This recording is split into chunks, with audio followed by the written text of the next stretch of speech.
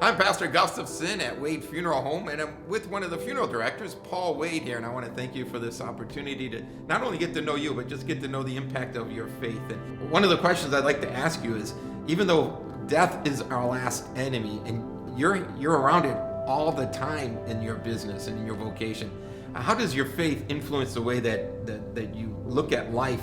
Well, death is definitely a part of life. I went through it myself with my dad. My brother was tragically killed 20 years ago, and I grieved. When you go through that sort of thing, it's good to have a community that supports you, your faith community. Christians need to realize that it's okay to grieve.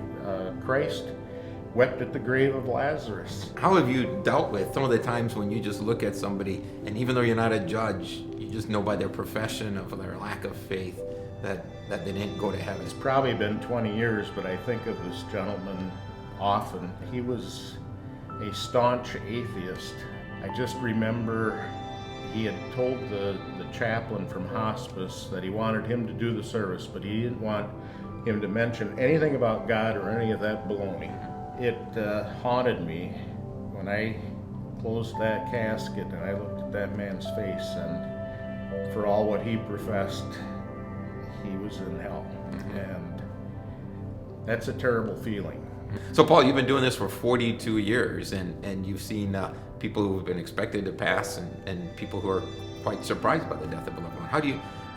How should people prepare?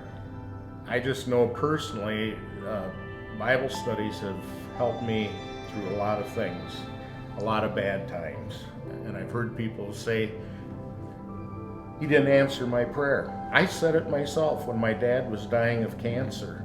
I prayed that he'd be healed, and he died. And I was angry with God for a long time. I got involved in Bible study, and it was actually Pastor Grover, and he said, "Well, your dad was healed, completely healed, when he passed away."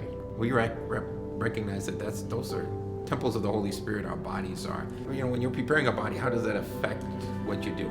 It does. I had a funeral director start working for us years ago, and I went on a removal, from the hospital, a person that passed away, and he was so rough with that individual, and I stopped and I says, how would you want your mother to be handled at a time like this?